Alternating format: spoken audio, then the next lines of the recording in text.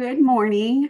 I wanted to talk about this is the end of March, or the middle of March. It seems like it should be the end, but it's middle of March, and I've been talking to so many people talking about they just need some tips on keeping their sanity through the March Madness. So we're at like business return time, like they're due like Monday.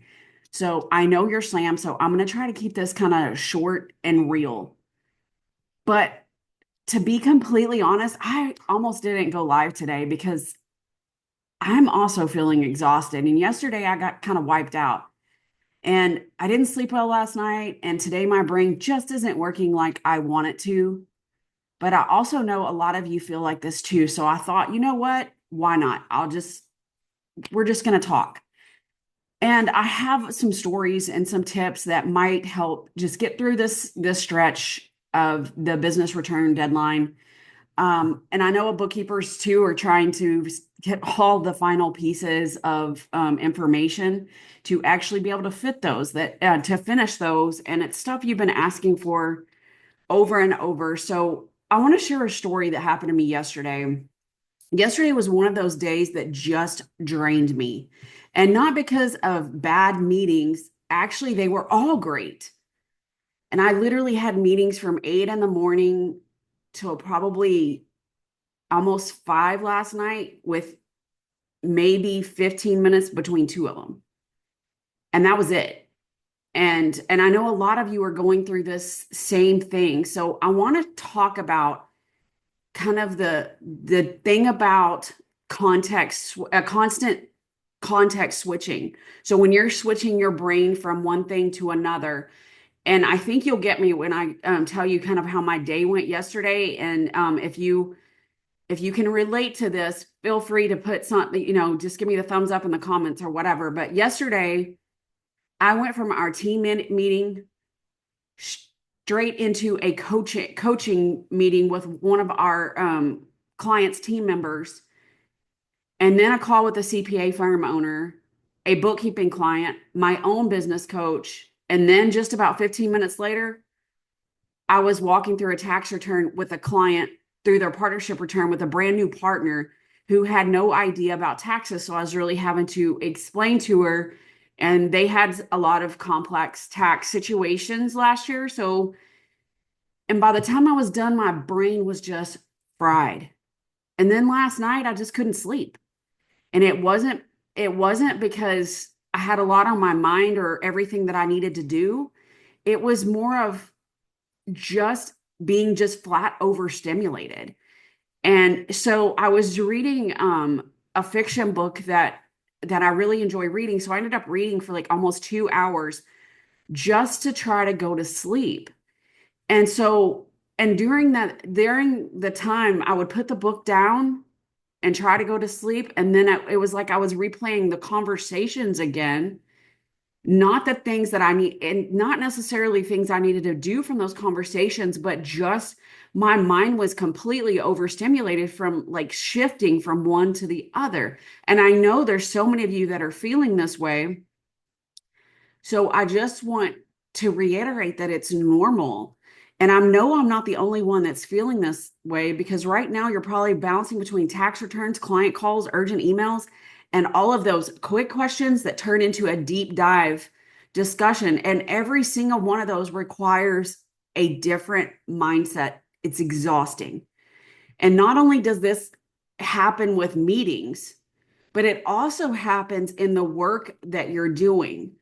So I want to dive into that just a little bit because I learned this probably about 5 years ago, I think now.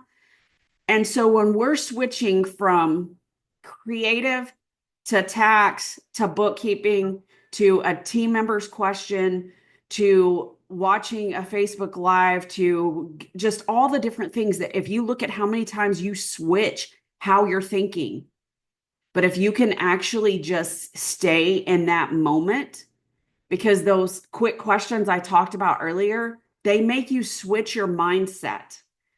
And so, but here's the thing, I knew why I was drained. There was too much context switching and not enough margin. And some of this was basically self-inflicted. I did it because I knew next week me and my entire team is going to be out at a John Maxwell conference. So I shoved a lot into one day.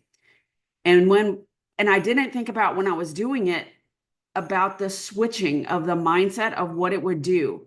And I know this time of year it feels impossible to slow down, but even these small adjustments can help.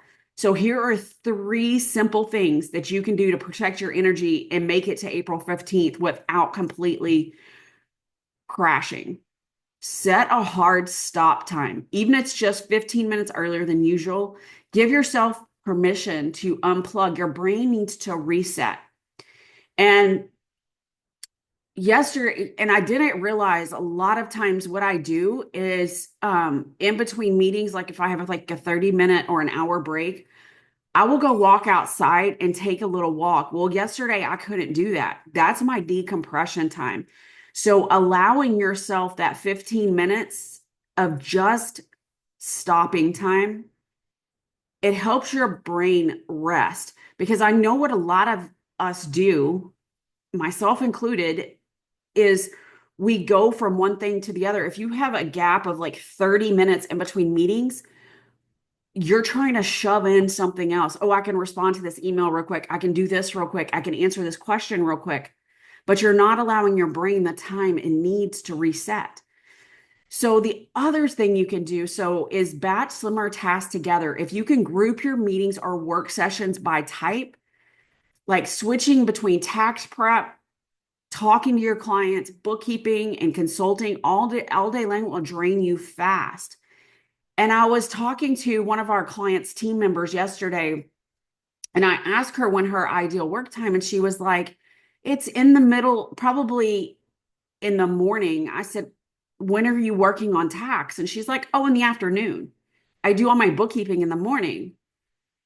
And I was like, but you said bookkeeping comes naturally to you. So why are you using your ideal work time when you're learning tax? And she's like, I never thought of it that way. So we kind of talked about how we could switch our day around. So this is where you have to like get control of your schedule. And I wanted to use that example that I had yesterday, which is why I decided to do this live today, was because I felt it was really important to talk about. Because we don't think about how our mind is actually switching. And so what happened yesterday actually carried on for me to today. And so today it's like I feel drained from not sleeping, from the day I had yesterday, and then to all the stuff I have going on. And so today I was like, okay, I need to batch my work a little bit better too, where I have time to take those little bitty walks. Because it really showed me yesterday how batching stuff and how I've learned that over the years. And yesterday, basically, I let it go to all to hell. And so that's why I felt I needed to share. And then communicate boundaries, train your clients and your team gently that you don't need to answer every email or text immediately. It's okay to say, I'll get back to you tomorrow instead of dropping everything for every request. And this is such a powerful thing because people want that relationship. And so all you have to do is say, I'll get back to you later. And I'll get back to you tomorrow. And then the important part is to actually set a time to actually do that. Because a lot of times what I have found is then we have that replaying over and over in our mind about, hey, I need to do this. And so we actually truly don't catalog it. So it stays in our brain. And by catalog, I mean like put it somewhere else beside your brain. So yesterday, and I know most of you, when you're in meetings, there's also follow-up things that you have or action items you need to take from the meeting as well. That's where it's important to get it in something. It doesn't matter if it is a Google Doc, if it is a Google Sheet, if it is a piece of paper, whatever, but get it into something. For me, I get all of those things into ClickUp. So like with my bookkeeping client that I had a meeting with, we had 3 action items from that meeting.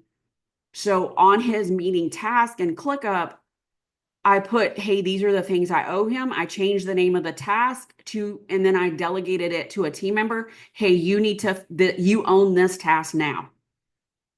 And that is powerful because number one, it empowered her to, she owned that client. She owned the outcome of that meeting. And so having a clear system that you can do that in is so, so powerful. And then the other thing, I had, a meeting to go over the tax return. Well, there was follow-up things from that meeting as well. So I had a task that I could quickly put the follow-up things on so I could get that out of my brain. So why I'm talking about this is because all it takes is you jotting it down.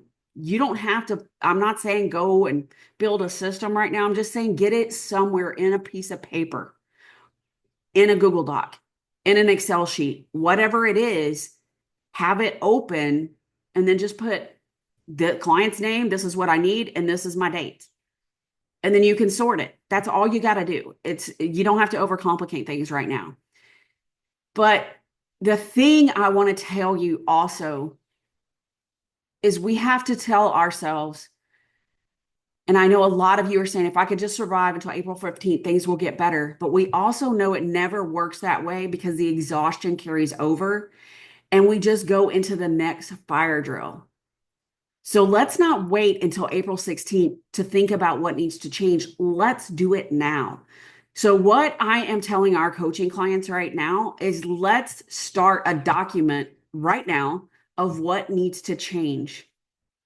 We have it too. We have that same document that we had last year, the year before, this year, of what needs to change, because by the time April 16th kicks around, you're done with it.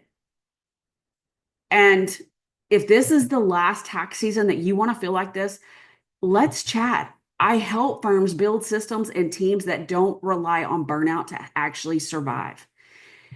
And the reason I am so, so passionate about this subject is because people want to do a good job. They want to give their clients a great experience, but they don't have the system and team in place to do that. And there's no shame in that not being your superpower, because there's some of you that can quote the tax code way better than I can, but I know how to effectively build teams. I know how to effectively build operations. And so that's where you can ask for guidance and help. So drop a fire emoji in the comments if you're feeling this heat, and let's support each other because I know there is more than one person feeling this way. And so I want you to take some time for yourself today. Take 15 minutes and sit with yourself and just breathe. That is what I'm asking you to do, because you need that just 15 minutes to just breathe in between meetings. So I hope this was helpful. I told you I would keep it short. So if you need any support, comment below. Or if you just want to chat, feel free to send me a DM, because I'm all about getting people through this time period. And there are so many strategies I have that are quick, easy to get people to the finish line of this and to start moving their business as soon as this time is over. Because let's face it, the extension time is also way worse than this time as well, because we've waited on clients this long. We're going to continue to wait on them. So let's talk about this. So have a fantastic rest of your day, and I will see you soon.